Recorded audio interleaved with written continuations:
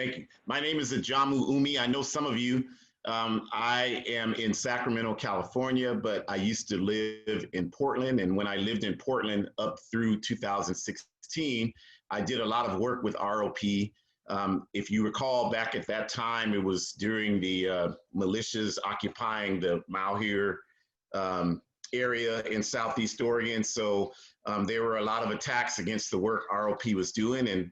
And I was asked to help organize security for a number of events throughout rural Oregon. And we did that on a number of occasions for many different ROP events. So I'm here today to talk to you specifically about some best practices for security. And so we'll do that in a second, but I just wanted to say that what you all are doing, like in organizing these events, is extremely important. I was in my session just now with Sarah, who's in Malawi there, and I was telling Sarah the same thing, that it's not as a big risk to be in Sacramento, California, 1 million people. Some of everybody lives here, and to be as radical and revolutionary as I certainly believe that I am. And it's not a risk to do that, but what you all do in the rural parts of Oregon, it has a major consequence on how it impacts your day-to-day life. And, I recognized that when I was doing all the work with ROP. So I just want to salute you for that and say much respect for you for stepping out there. It's very important. It's very important what you're doing. And then the other thing before we start with the slides is, there's this dichotomy, right? Like you have, what you're doing is getting out and you're making a confrontation against injustice. And that's what needs to happen when there's injustice. There needs to be a confrontation against it.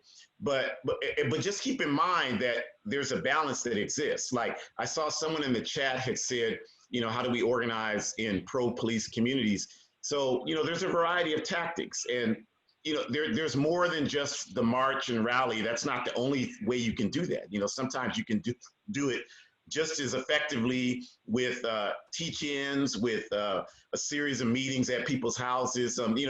That's the kind of thing you just have to decide. But I just wanted to put that out there, that you have the opportunity to do that. And then the confrontation piece, people, even if you're just marching peacefully, you all understand that there are elements that see that as a confrontation.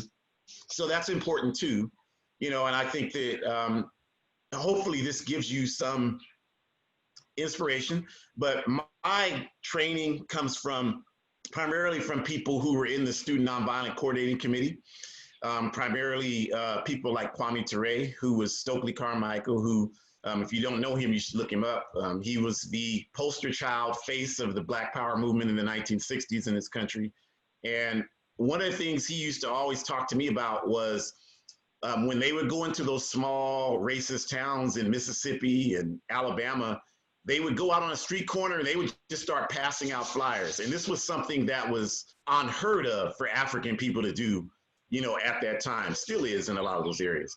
And that's why they did it tactically. They just went out there and they knew there was going to be problems for them by doing it, but it was all about instilling in the people that you just can't be afraid. So what I said about, having the meetings in your houses and doing different tactics, that's important, but it's also even more important to demonstrate to the communities that you don't need to be afraid, that if we come together, that's our best strength. So just want to say that, much respect to you.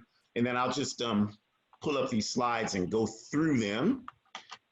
And then I just want to say, I'm going to stick around. So, if there are questions or conversations afterwards, I'll be here to hopefully help you feel, more comfortable with whatever it is that comes up. So first, I'll just say, whatever type of event you're planning, and I'm assuming, I don't know, but I'm assuming that most of the time you're talking about the typical march and rally type focus, that type of Black Lives Matter focus. That's a beautiful thing.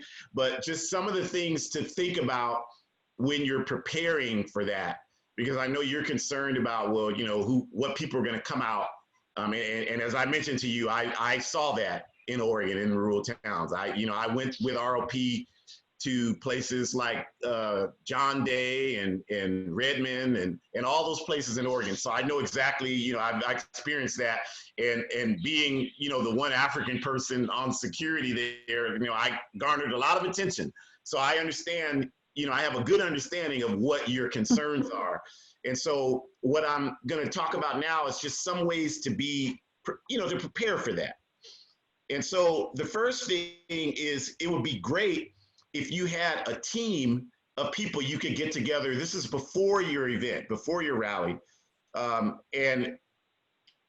Ideally, you want to have 2 people for every 50 people that you anticipate showing up. So if you have 400 people, you want to have at least 16 people available. The more, the merrier, but at least that many. If you can't have that many, just get as many people as you can. And these are people who are, people that are going to be dedicated to staying with the event from beginning to end. If they're people that can only come for a few minutes and leave, these are not the people that you want to have on this team. You want to have people that are going to be, totally focused on being there. And the purpose of this team that you get together is you want to have them be a watch team to watch for problems. So what that means is that their responsibility is going to be to watch the audience and the people on the side. Like, they're not going to be, if you have a rally, they're not going to be looking at the speaker, listening to the speaker, clapping. They're not going to be participating like that. Like, their role is to watch the crowd, watch the people around the crowd, and to pay attention for anything unusual that may happen. So, in order for someone to do this effectively, like, they kind of have to be somebody that has that kind of discipline to be able to do that. If it's somebody who, 2 minutes of doing that and then they need to go, sit down in the sun, then that's probably not the person you want to have doing this particular assignment. So make sure that that's the case. That's very good if you can ensure that, you have people like that. And then have the team members easily identify, like, they, if you have the vest, the yellow vest or green vest or whatever, that's good. If you have tape that says, team spirit or whatever name you want to come up with, that's good. But just some way that identifies everybody that's on that team so that everybody sees them. The best deterrent to problems is a presence and visibility. And, when we were doing the events at ROP, and I know some of you on there, I saw Michael's on here, he was there, he knows this. When we were going to, some of these places where we had these places where Jessica spoke, like Medford, we would stand out there to make sure that people saw us before they came in there. They knew we were there, and that, based on our presence and our energy, like, we were there to stop problems from happening. And these folks would come in there with the Confederate flags and the swastikas and all of that. And, I would stand at the door and I would look each and every one of them in the face. I would smile at them. And that was, this is the psychology of security. Like, and then we always had tables at the events where people had to sign in, and the people at the tables looked at the people and smiled at them and talked to them. So, all of this, you may not think it is, but this is all security work, because what you're doing is you're establishing, like, I see you, I know you. Like, if you act a fool in here, I know who you are. I see you, I can identify you, and I'm aware of you, and then I'm not afraid. All of those things are important psychological elements for securing anything that you're doing. And then, if possible, I know you probably don't have time for this, but even if before the event, even 30 minutes before the event, you can do some training, and it can just be conflict de-escalation training. So everybody at least develops a comfort level, and that can consist of just having people know that if they see somebody that's agitated, just having a quick plan on how to deal with them. If that means just having someone go talk to them, whatever you decide that to be, or if you just consolidate and know that they're there and stay away from them, whatever you decide to do, just making sure everybody is on the same page and knows what to do. And we can talk more about that if you like. And it's good if possible, depending on what your setup is, this may not be a reality, but if you can have a table or a tent or something that identifies your team, like, you know, first aid tables, team safety, if that's your name. You know, this is our table. Just having that there. And then the most important element to this, because again, 90% of security is psychological.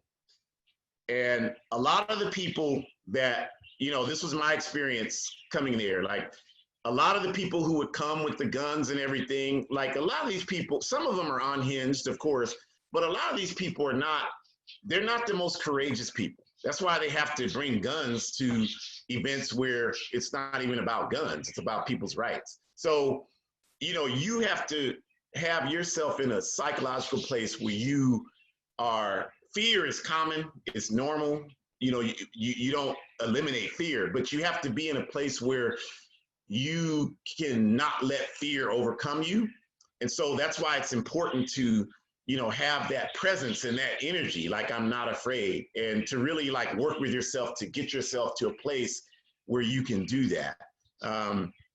You know, I know it wasn't easy for me up there, you know, here all these people, these swastikas, and I'm the only, you know, African in there. Like that's not an easy place for me, but I just told I told myself I'm here to do what's right, you know, and whatever happens, that's what it's going to be. That's going to be my legacy. And I can live with that because that's important to me. So whatever it is you have to do to, you know, get yourself in that mental headspace, that's very important.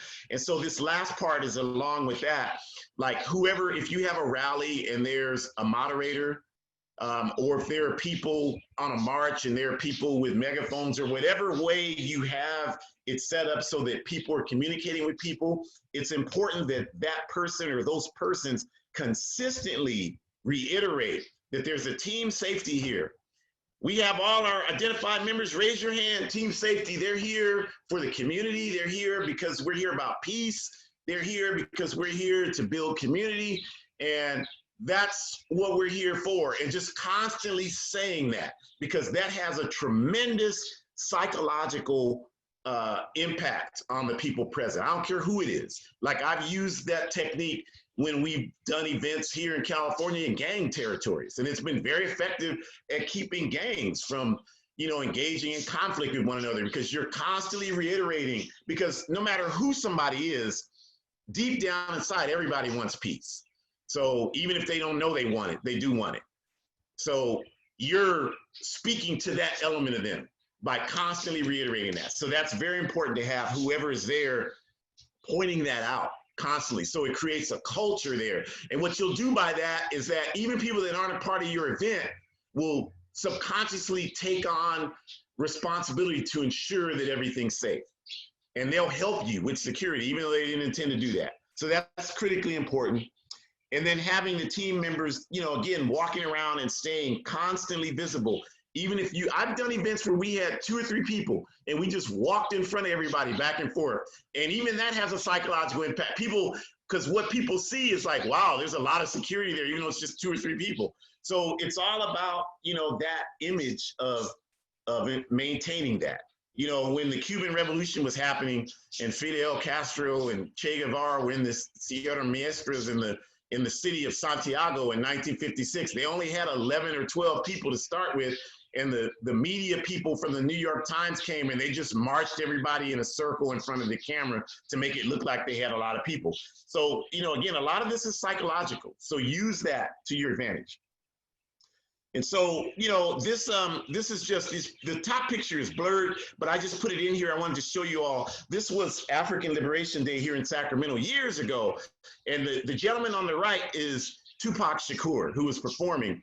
And you can't see me because the person in white is blocking me, but I'm standing there behind the stage, and we were providing security for this event. And this is one of those examples where we only had 5 or 6 people, and there were like 5,000 people there, and everybody wanted to get on stage and be with Tupac. But we were able to use these tactics I'm talking to you about, and we didn't have any problems at all. So, you know, make sure you talk through, like, what's your course of action if a problem develops? Like if someone starts heckling, what are you going to do?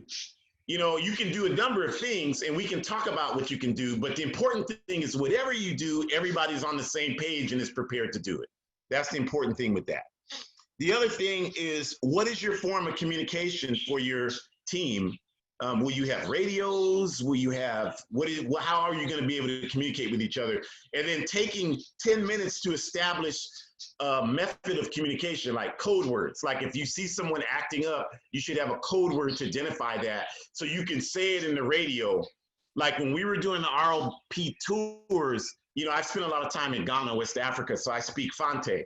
So the team we had, we would use the word Batuiwawa, which means crazy white person. And so whenever somebody came into the events that had a swastika or something that identified them as white supremacists, I'm at the door, I would speak in the radio, Batuiwawa. That person doesn't know what I'm saying, but all the people on our security team knew, okay, be on alert for this person that comes through the door. Or if I saw they had a weapon on them or whatever it was. So just have your language in place. And then practice that, you know, have your, like I said, have your watchword, do that. And then establish like what your plan is going to be. Like if things go sideways, have a plan. It's not your fault if things go sideways, but we should always have a plan for if this happens, this is what we're going to do, and something everyone understands that you talked through before. And then you have to practice all these things. If you don't practice like what your escape plan is, what your plan is for interacting with hostile people, it's very difficult to do it if you don't role play it and practice it. You have to do that. So I'll just stop there. I don't want to take up too much time, but like I said, however the structure is you have for, you know, questions or anything like that, I'm going to stick around and hopefully can help you all feel as prepared as you possibly can be.